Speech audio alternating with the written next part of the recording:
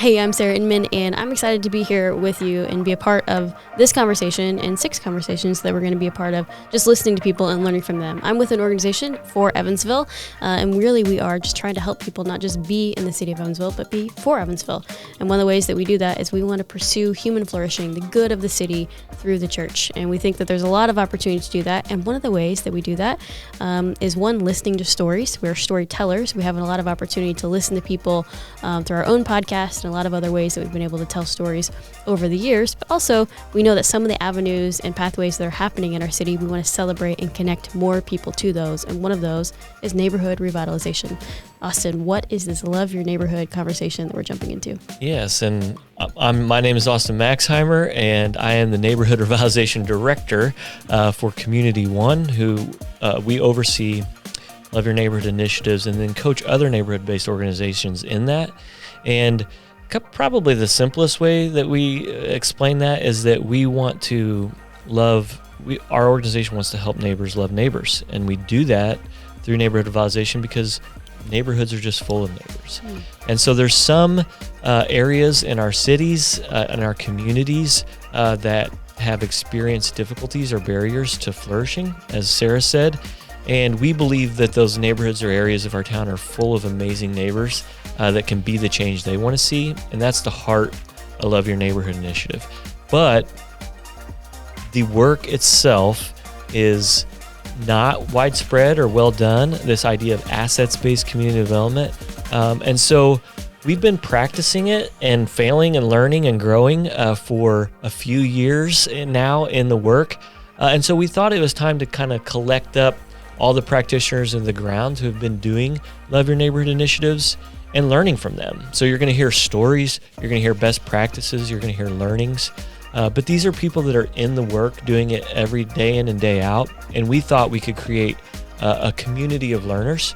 And so we're inviting you as potential neighborhood-based organizations that are interested in the Love Your Neighborhood initiative to sit back and learn and grow and contribute your own voice to this. And so that's what these 6 sessions are all about. And we look forward to you guys interacting with us and learning and being co-conspirators in this great idea of creating flourishing neighborhoods. So without further ado, we're going to jump right in and learn from a neighborhood. Welcome again to Love Your Neighborhood podcast session, where we are helping and talking to practitioners. And we are joined by some very special people here today in this session. And so we have Merrick here. He is the original neighborhood champion. He was the one who broke the ground, pioneered the work within the Love Your Neighborhood framework of being on the ground every day with residents. And so he has a special place in my heart. Thank you, Merrick, for being here. Yeah, thanks for having me here. Yeah. And then on the other end is Eric Tillman, who is working as the neighborhood coordinator in the TP Park neighborhood, where I happen to be a neighbor and where Community One still serves as lead agency in the work. So we're excited to have Eric with us as well. Thank you for having me. Yeah, and they are multi-talented people. It is not just the neighborhood engagement work that they do. They do amazing things, whether it's turning out rap albums or starting shared kitchen space. They are multi-talented people, so we are excited to hear from them today. So let me just kick this off with tell us about TP Park. Introduce the neighborhood. Yeah. Let the native go. Yeah, I'll go ahead and kick this thing off. TP Park is located in the south side of Evansville, and it happened to be part of my stomping grounds growing up, although I would consider myself growing up uptown, which is north of Washington Avenue, south side. Spent quite a bit of time there. And because of that, have mentees that live in the neighborhood, friends, family, and so have a little bit of history there. Has mixed income housing, which is pretty unique to a lot of the demographics around Evansville. You'll be able to find $100,000 homes as well as very small bungalows, 2 bedrooms that are affordable for people to live in as well. the way that the neighborhood was set up historically was a place where people can live and even walk to, whether it was entertainment or places to work. Since then, it has unfortunately lacked economic development for decades. Redlining has taken place there in the neighborhood. And so with a lot of that and, the diaspora to suburbs, again, it lacks what a lot of economically and high quality of living neighborhoods entail. But I would say on the positive side of that, things are slowly changing for the better. Yeah.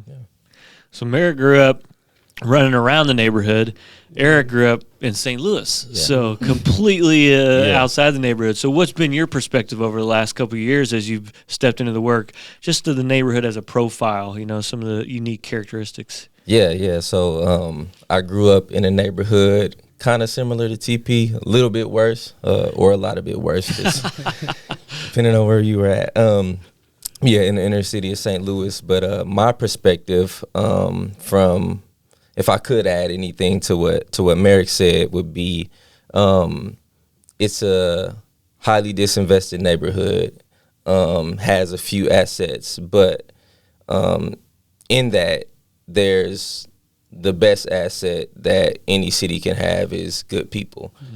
So you have people that love, care, and love to communicate with each other. So through all of that and being a neighborhood that is sometimes written off, it's a neighborhood of people that cares for each other. So that's what I'm learning in my year and almost a half of being in TP Park. So yeah, 100%. Yeah, I don't want to paint it as the most terrible place in Evansville. Tons of assets, and that's the work that we do, assets-based community development. And so there we have people with all types of skill sets and even putting it to use for the betterment of the community. Yeah.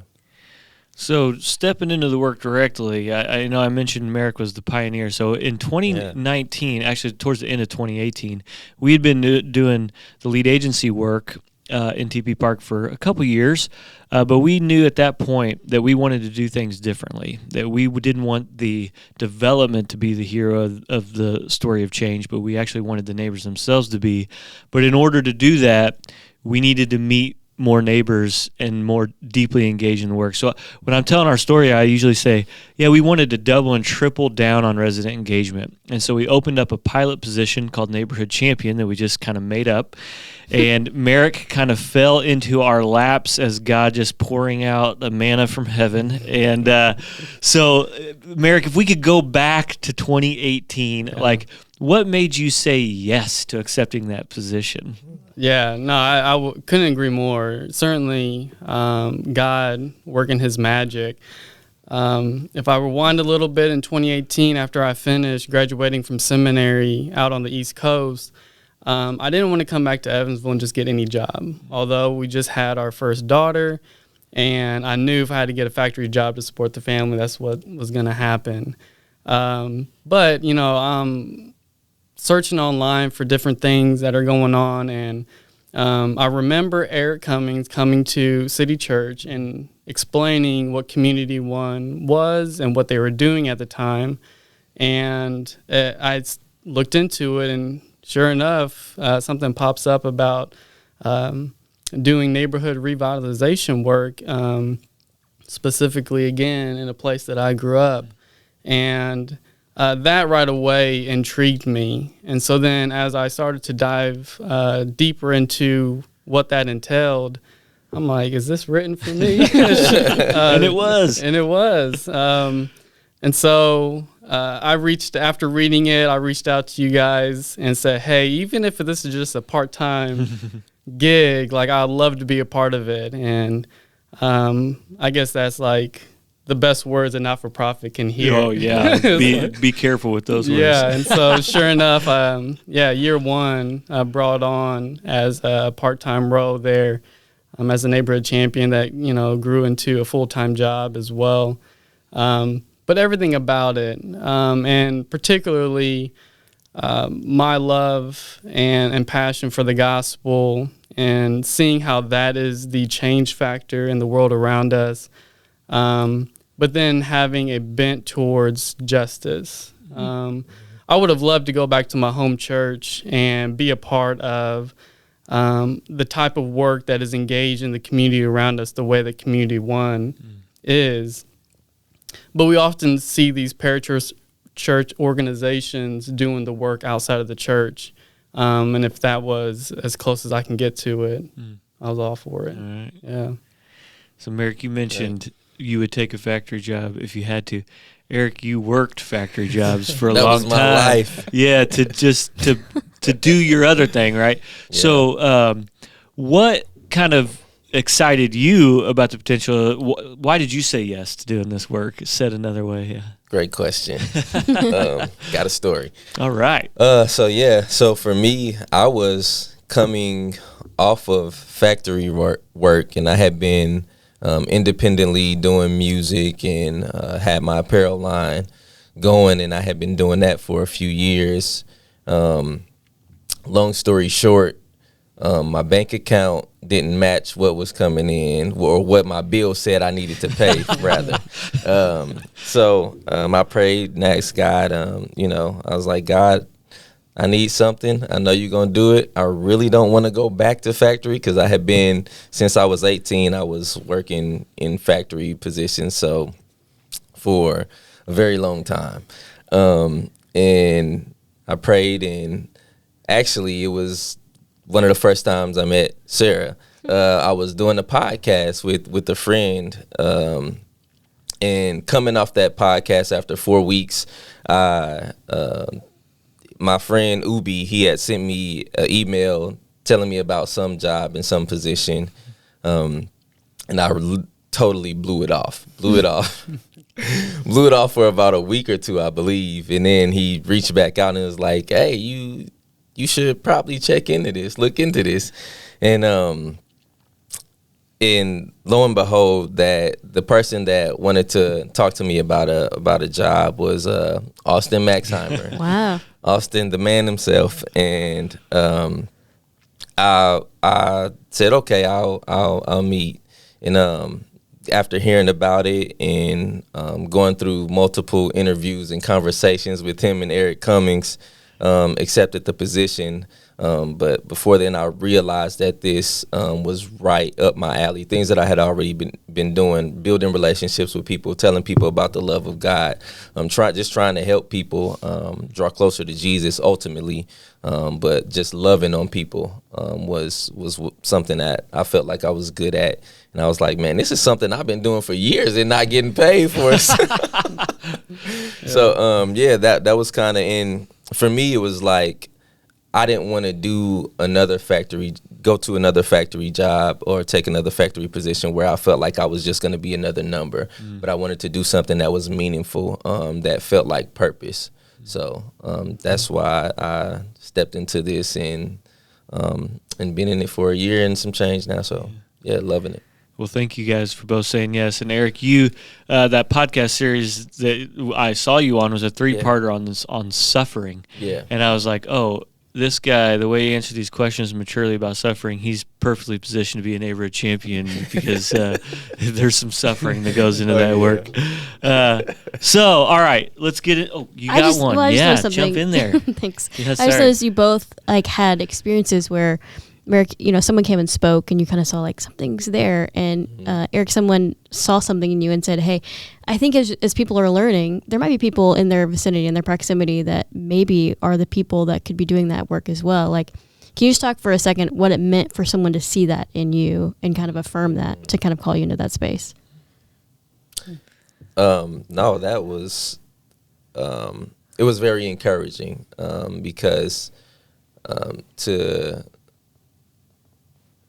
for somebody to see something that I didn't think about, and then it was just living life, to see something that I didn't think about as or being a role or being something that I could step into more is amazing, and it just shows the power of God and trusting Him and His will.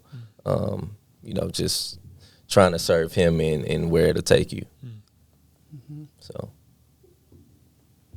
Yeah, for me is, it's certainly a journey. And the starting point for me, and, I give all the credit for the teaching that Jeff does at City Church. And, it starts and ends with the gospel. There's nothing that we can add to, take away the completed work of Jesus. And when we're able to really take that on upon ourselves to receive that gift, it does a work in our hearts, right, at that point. And so coming from that place of thankfulness and seeing the power that the gospel not only has on our individual lives, but then what it can do in the world around us, that's what really propelled me to seek after that as much as that I could. And for that to be the changing factor in the world around us, not policies, not the laws that we come across or preferences that churches have, but let the love of Jesus be the thing that, one, brings us in relationship with God. In doing so, we find out more about ourselves. And then as we do that, we find out more about God. And that's what allows us to be in relationship with people. And I think at that point is where the gospel is able to find these on-ramps, if you will, to life-changing experiences. And it just takes on so many different forms. And so as I began that journey and went off to seminary, it just became so evident that there was no other way to change the world around us, to come back and be in the mission field, as I would call it here in Evansville, with that being the deciding factor. So then a job allowing me to fully lean into that, lean into relationships and lean into the gospel. It was a match made in heaven here on earth, here in Evansville. You weren't expecting a 3-minute sermon. Right. Actually, I never have any expectations. I love it. It's great. All right, let's get into the work proper. So your guys' positions were created to face neighbors, to build relationships with them and engage them in the work. So I'm going to ask kind of a broader question now, give you a little bit of freedom to how you might want to answer this. So both of you, what has been your biggest learnings, biggest successes, things you want to share specifically in that idea or concept of resident engagement? If we have someone who's looking to step into this work, what's most helpful for them practically to meet neighbors and to engage them in a Love Your Neighborhood initiative? Yeah, I'll start. But I'll start with another question that wasn't asked yet, and it's what is exciting about the work? Oh yeah. And if I'm honest to anybody who's stepping into this work, it's not exciting to me. And I say that in a way that it doesn't necessarily excite me because it's hard work. What is asked of us as follower of Jesus is not necessarily easy work. It's not easy when you accept Jesus. If anything else, we have a target on us that makes things a lot harder.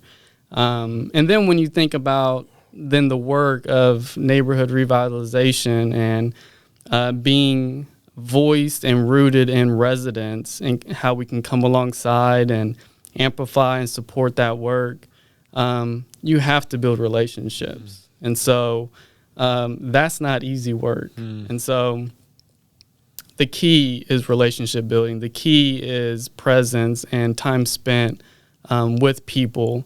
And then the hard work is the persistence of showing up day in and day out.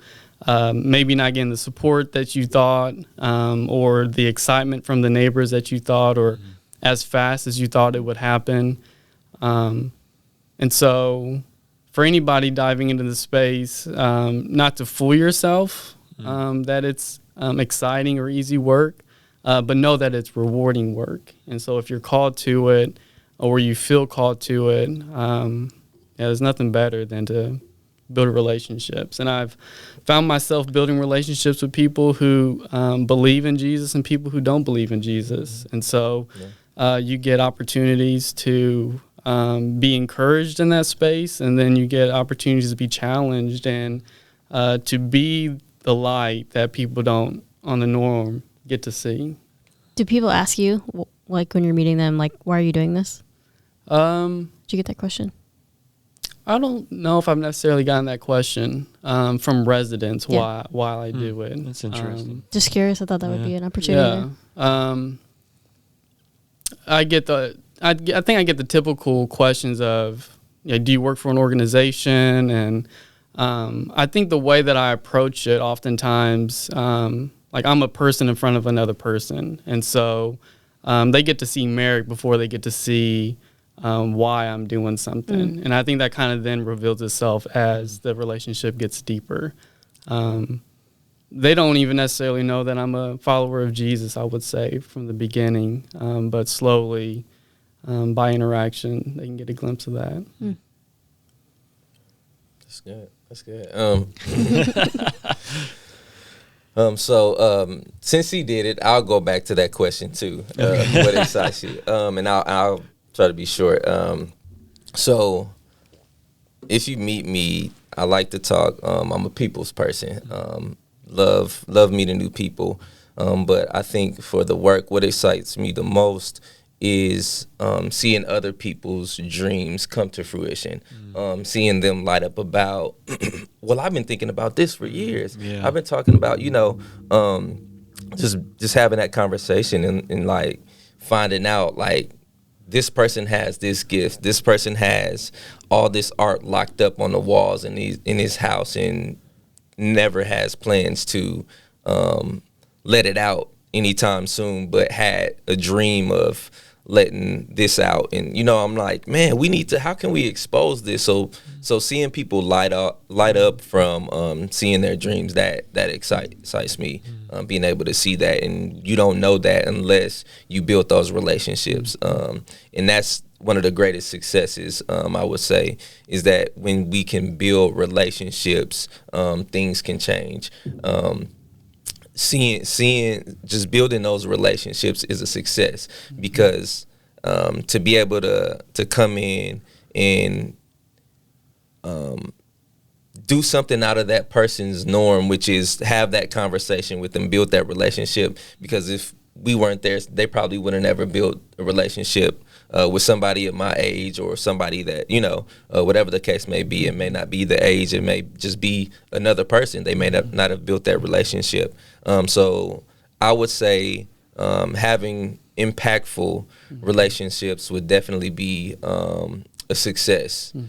Seeing people gathered, having fun from all walks of life, not caring about who's next to them, but actually engaging with the person next to them. That's successful to me. That's a successful community. That's a successful neighborhood. So, Merrick, when we kicked off this pilot in 2019, we set a goal to meet 10% of the adult population. So we needed to meet 120 neighbors. And when we say meet, just for clarity, we don't mean just waving at a neighbor, checking a box. It's we've had a conversation with them. They know that there's neighbors coming together to create positive change in the neighborhood, and they've agreed to exchange contact information. So just even in that of in itself is laborious work, right? Like it's not something that's just easily done. So we met 108. We fell just short of our goal, but that's pretty amazing. 108 people in 1 year. That's pretty awesome work. What were just some of the things that we did to meet 108 neighbors in 1 year? Yeah, absolutely. Definitely a we thing. We did the normal events that had been taking place in the neighborhood that we came alongside. Those weren't necessarily the best ways to have those conversations with residents and get their contact information unless we were doing a drawing of some sort. And so what we did were these pop-ups where we would visit different areas of the neighborhood, oftentimes high trafficked areas, empty lots, things of that sort. And it would be a different theme to those pop-ups, whether we're giving out T-shirts, talking about events in the neighborhood, and election information. That we did was election, one that Merrick led during and thought of. I election never year. would have thought about that. yeah, I don't know if I do that in this type of climate. This was early on before a lot of chaos. This is what pioneers do. That's what they do, man. They try it all. They do it all. We did. What's something we had donuts and coffee some mornings. So we did it different places in the neighborhood, and Austin and I created a large map, and based off of the neighbors that we had met, the addresses that they gave us, we started to pin where these residents lived at, and based off of that, then we would take the next pop-up to an area that we haven't been in and do something else. Along with those pop-ups, we did them in different times throughout the day as well, and so we try to get people in the morning, afternoon. I would say one of the funnest and unexpected pop-ups that we did was an art pop-up. And we had help to get the materials. We had big paneled sheets of plywood that was primed for painting. We had paint brushes and spray paints where residents can come and participate in this, snacks and drinks. Had a really good participation, that pop-up. Come to find out, and so I don't know if it was because we were lazy or we thought it was a good idea, but we left all the art sitting in that empty lot. I think it was a little bit of both. And we would notice by driving by, it would be knocked over, but then stood back up. And we didn't know if that was a city or what, mowing grass and whatnot. Come to find out, what we thought was an abandoned house next to us was a neighbor that lived there, and he was the one that kept on propping up this art that we did. And he got in touch with a neighbor through another one, through what we call action grants. It gives us an opportunity to fund ideas that neighbors have in the neighborhood, to do small acts of change and make impact in a short amount of time. And connecting with this individual, he's like, hey, I want to do something art related. And I'm like, we talked through it. I'm like, Walter, you don't have to do anything art related just because we did something art related next to your house. And come to find out, this guy's phenomenal with art. Yeah. So we did an art pop-up next to his house, and he has an appreciation for art. He reached out, and we got connected to this resident. And now he has a full-blown mural on the side of his house of Love Thy Neighbor that he airbrushed himself. Wow. And again, this guy is phenomenal. It's a staple in the neighborhood. Yeah. It is, I would say that. Yeah. And so we tried everything, different times of the day, different things to get people to interact with us. Sometimes it was direct, and sometimes it was indirect. Yeah.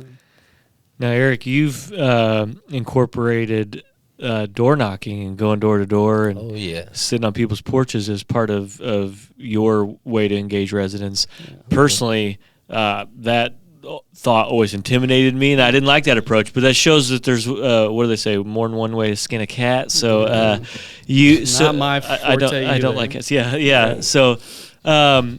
Is someone who may want to take that approach, but maybe has a little bit of trepidation or nervousness, like how do you approach that in ways that engage neighbors and make them feel safe, comfortable? Just what are your best learnings on that approach? So for me, I've been performing on stages for over 10 years at this point.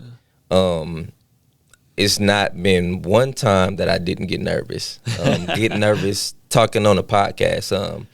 But just jump into it. That's the be scared, be afraid, and do it. Be nervous, be uncomfortable, and do it. Get that first one down, and you'll figure out, oh, okay, I can do this. But you maybe get anxiety on the second one too. But keep going, keep going.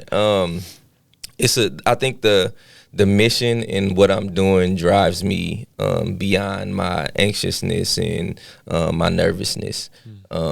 But the experience of doing it always turns out great when I trust God. Me personally, when I trust God, and not my own ability to not do something. I don't know if that's an ability, but yeah. So just going to do it, and being nervous, that's okay. Like, we're people.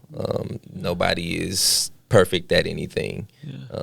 It may look good to people, but it doesn't mean that we don't go through on the inside. But it's been very fruitful.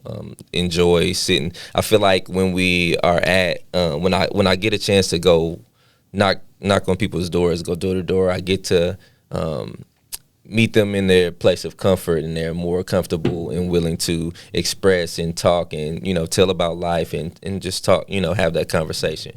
So I think for me, it's been really productive. Are there things that you say? Like what do you say when you knock on the door or someone comes to the door? I mean, how do you, because you're immediately trying to get to know them a little bit, but disarm any kind of confusion or awkwardness. What do you say to people? Yeah. I don't go with any type of intimidation factors to make them give me information. So I normally have on a shirt or something that, kind of says who I'm with, what I represent, and let them know that, hey, I'm with the neighborhood and I'm just out meeting neighbors, trying to get them connected to things that's going on in the neighborhood. And from there, they, okay, cool. What's your name? Who are you with? Just they get to ask me questions, and then we get to go from there. And when you go talk to people and they figure out that you're a friend, they start to tell you all kinds of things.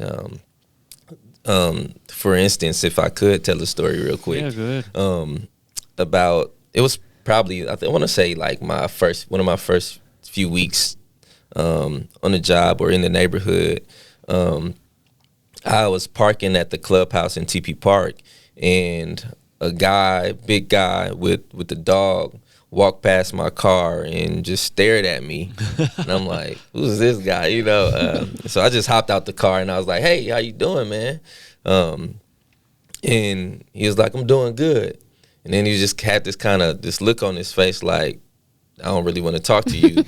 I was like, what's your name? I introduced myself, told him who I was, let him know I'm Eric, neighborhood coordinator, TP Park, all this. And he was like, oh, yeah? He was like, I used to be a part of the TP Park Association, but I'm not no more after they kicked us all out.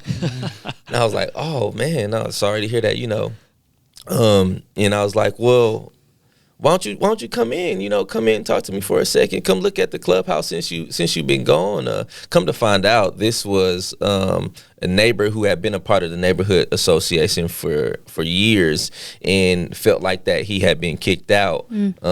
But I explained to him that wasn't really the case, because it was a false narrative being put out there, which is one of the things you have to look out for, false narratives being put out a lot about the neighborhood and about what's going on in the neighborhood.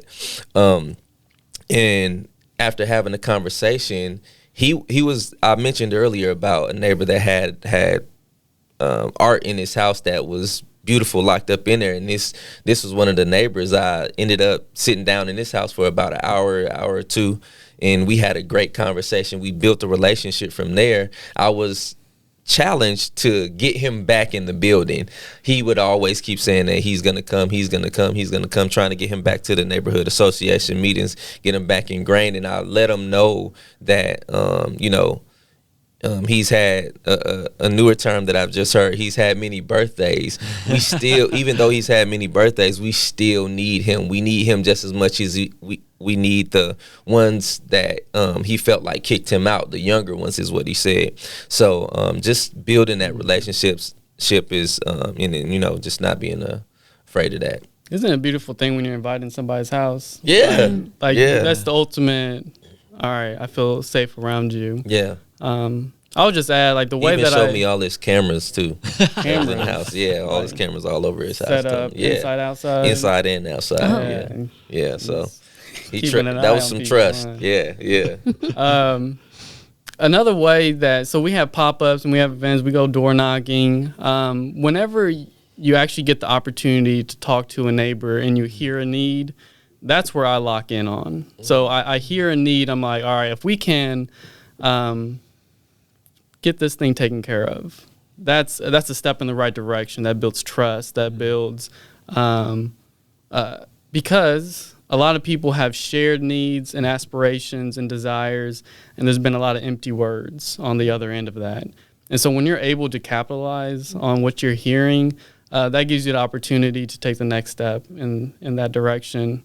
And that is how I approached. And so oftentimes, and Austin can attest to this, although I wasn't supposed to be doing the work, I would be doing the work alongside these neighbors, because I'm like, they need it because they're voicing it, not that they can't do it, but they believe in somebody to come alongside of them. And if I fail at that, then we just lose that opportunity. So much so that, right, you are able to capitalize on that.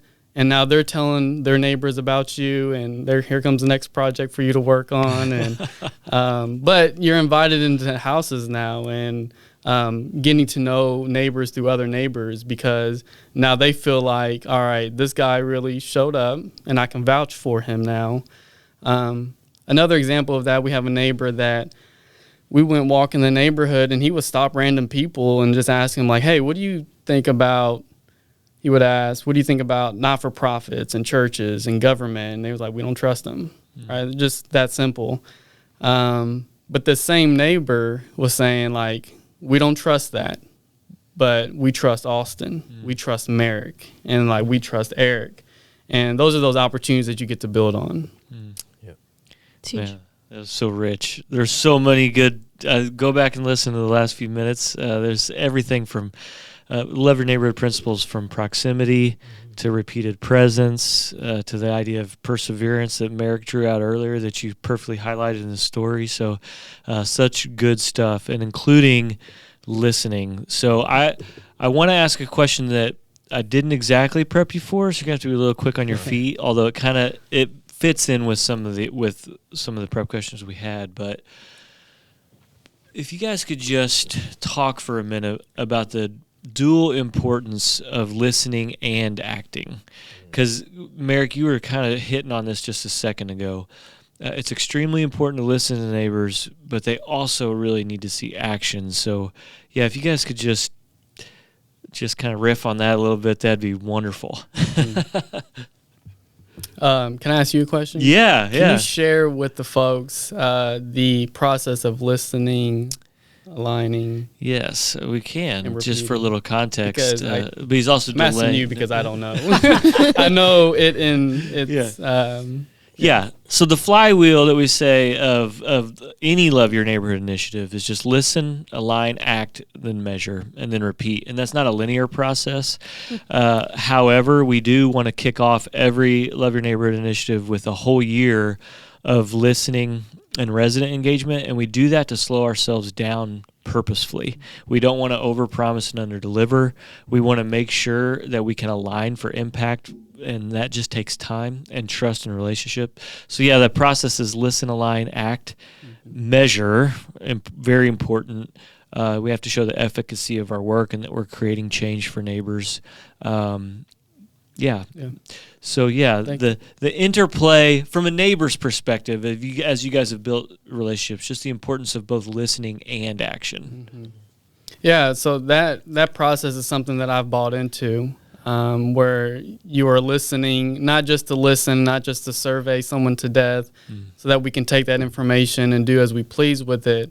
But as we're listening, what are you hearing? Like actively hearing, so that you can align with that. Again, not to be an outside source or an outside organization coming in and making change happen to someone, but alongside somebody, like to put our preferences to the side and to align with somebody, and then take that action. Because again, once you align and take the action alongside of them, you're not having change happen to somebody at that point, but rather just amplifying the assets that is there and what you're hearing.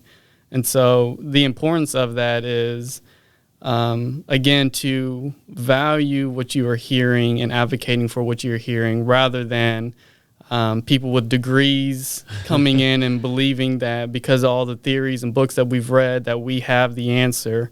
Oftentimes the people who are in the situation have the answer to bring them up out of any circumstance that they find themselves in.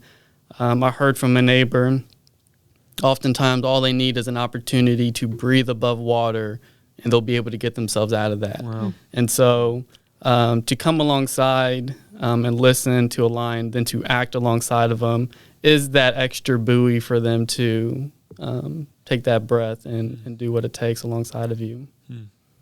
That's good. That's good. For me, I think the importance in listening and acting is understanding the fact that neighborhoods, and especially disinvested neighborhoods, has heard and seen broken promises. Life is full of broken promises. And it's full of systems that try to impose their agendas on people. So when you get a chance to listen to somebody and then immediately take action or start the process of taking action, even if that action is communicating or regularly bringing this topic up with that person or the neighborhood, letting them know that, hey, I'm listening and I'm hearing, and this is not something just going in one ear and out the other. It changes people's perspective of who you are, and it gives people hope. It shows a ray of hope for people when you're able to share with them, hey, I heard what you said. Now look at these small steps that we're taking to bring what you said to life. For example, it's 24 houses being built by Habitat in TP Park. That all started from what the neighbors wanted to see. That's even, how does a group of people get 24 houses built? That's because somebody else listened and brought it to other people and told them that, hey, this neighborhood has a dream to see this. How can we make this happen? And I think when we as practitioners listen and go with the mindset of this is not for me, but this is for the betterment of the neighborhood, we keep that on our minds when we go and have conversations with other people that have influence and that really have a heart to see things changed. So Yeah. that's a big important factor to our work, the most important. And it helps eliminate those narratives of this is just another group of people that's here to. Yeah, no one really cares. Yeah, exactly. Yeah. Well, as we start to wind down, it's been so rich. There's probably a lot more you guys want to share.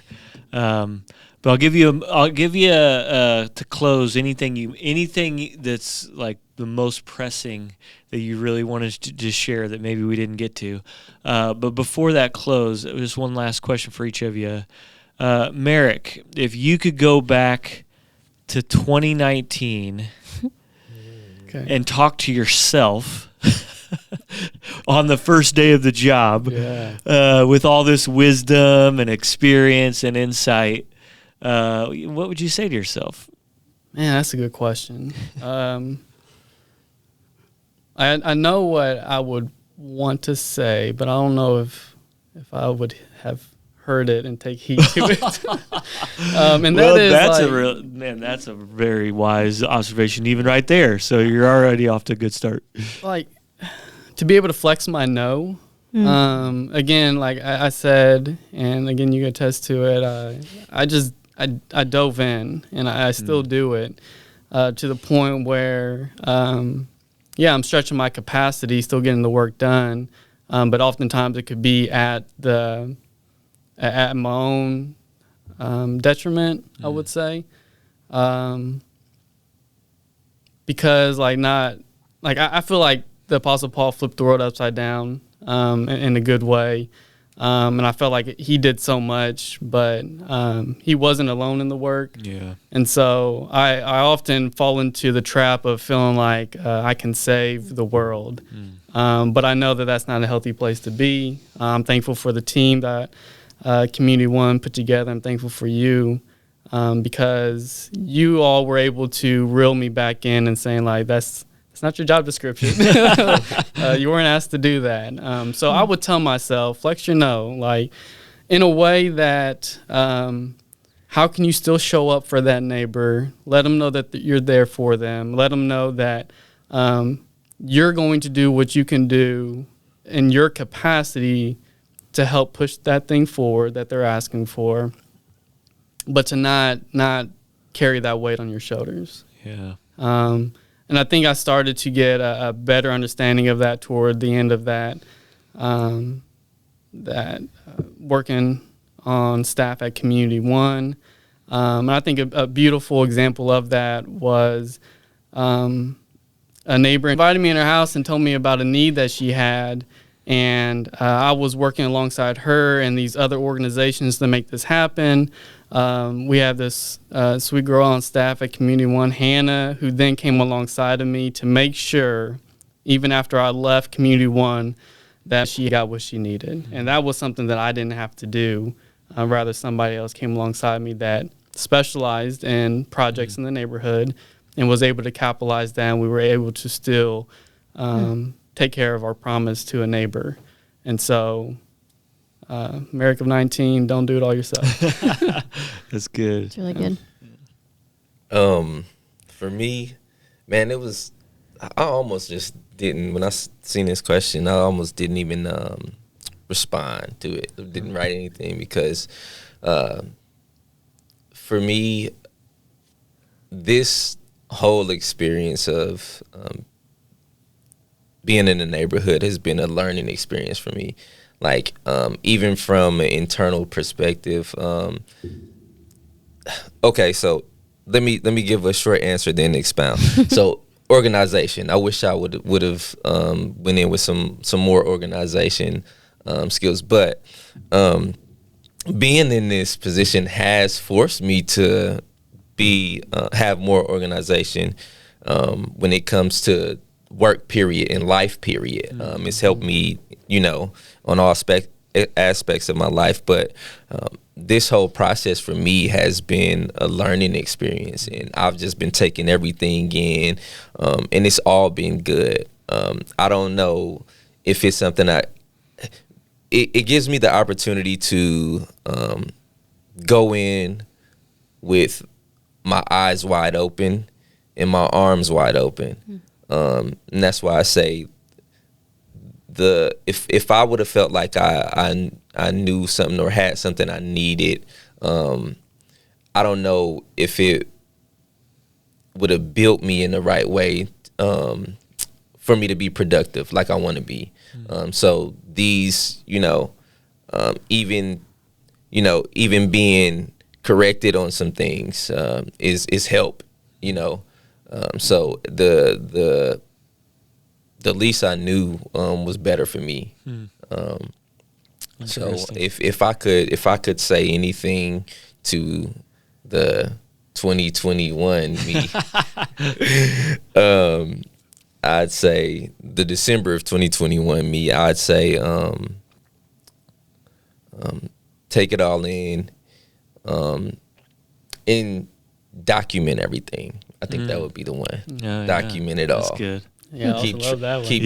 Ding, ding, ding. Good job. I didn't even tell you to say that. Yeah. So. Document everything. Document everything. Well, and that's just a real quick point on that. When we talk about the work that these neighborhoods and thereby neighbors deserve, like they all deserve this amount of attention, special care. Love, basically. In order to see that work funded, the work has to be documented, right? So as you start off your Love Your Neighborhood initiative, document worst case scenario, open up a Word document, throw all your thoughts in there, and save it, and you can always go back and make it prettier later. So, Sarah, any burning questions before we close down? I don't think so. It's just fun to listen to you guys and hear your experiences, but also you're both storytellers, and you can tell that you're great just talking to people and being able to share those stories. So I think that's something that I'm hearing for anyone maybe listening, like find those stories to continue to tell, because I think that helps share your why of why you keep doing what you're doing, and helping other people know why you do it too. Well, and I've had the privileged seat to watch these guys' superpowers. So Sarah sometimes asks questions, if you could be a Marvel superhero, who would you be, as just a conversation starter. She's a great question asker, why she's around the table right now. And, I've watched Merrick, as I always say, his superpower is people immediately trust him. It's amazing. Like they spend one time with him and he's their best friend now. It's really remarkable. And I've got to see Eric just step into leadership. Like, I don't know if you thought of yourself as like a community leader, but I've got to watch you step into that role and lead and watch neighbors rally around you over the last certainly 6 to 9 months. Because of their trust with you, because you guys are showing up and being present in people's lives. So, but I don't want my words to be the last words. I want yours to be the last words. So, just anything that you may have prepped for or thought through that you want to make sure and get on the table to be an encouragement and equipping of other people doing love your neighborhood work. Yeah. You have something on your mind? Yeah. Yeah, go ahead. I would say don't let your personal expectations of people and what you want to do get in the way of the climate and the way that the neighborhood is moving. Don't try to force something because you want to see it, but be willing to be flexible and understand where people are. It's good. Is what I would say. Yeah. I would share that if you want to see tangible impact, if you want to see love your neighborhood, work the way that it's intended, the gospel the way that it is intended, both in your life and the world around you, you have to step into the work fully. Like there isn't, I love you from a distance, or I like you but don't love you. Yeah, or like I want to help you if, or love you, right, don't like you. Right, with boundaries. Like you're gonna have to be there fully. And I'll end with a story that was asked, like, what's our favorite story of the Love Your Neighborhood? And my favorite story is one that's still developing, and it's a shameless plug for Bedford Collab. So check it out if you guys aren't familiar with that project. But after hearing a need in the neighborhood of a shared use kitchen, and what that is where food truck owners, bakers, caterers can come and use a space that is shared to start and run and grow their business. Evansville did not have one that was accessible to all people. And a neighbor who lived in the neighborhood, that's what a neighbor is. By definition. Yeah, by definition. Had a profit-generating catering company, and he would bounce from kitchen to kitchen in Evansville just asking if they can use it to run his business. But anytime a kitchen would go under or were asked to move, he would have to put his profit-generating business on hold. Austin and I believe that was a crime against him here locally. And so after hearing this, and without thinking of what it's going to entail to do, I'm like, let's do it. And so we attained a 1919 commercial building right there in the neighborhood that we're working in. A long history of what it's been. But has sat vacant much of my youth and this neighbor's youth. And sure enough, we fundraised over the last 3 years and did a lot of groundwork, behind-the-scene work to bring about this impact-producing thought and innovation, and is a piece of the neighborhood revitalization work that creates sustainability within the work. that now in the year 2023, we're going to have a shared use kitchen in the neighborhood, the first economic development project in decades. And it wouldn't have happened if I didn't bring my skill set alongside the skill set of a neighbor and do what people thought can't be done in a neighborhood that is unappealing to the outside. And now this gets to be a beacon of hope, not only for the neighborhood, but for other work that's being done in our city. And so that's my favorite story that's still developing, and we'll love anybody to plug in, ask questions about it, come take a look at the space, come take a tour of our neighborhood. We have plenty of other initiatives and impact-producing works that we can point to physically and said, this is work that's been happening, and it's only been happening because it's been consistent over the years. Well, that is a good note to end on, and we're going to throw their direct contact information, as long as that's okay, somewhere in here where it's accessible to you guys so that you can reach out to them directly and continue to learn from them if you desire. I just want to say thank you guys for loving your neighborhood. Yeah, thank you. Thank you.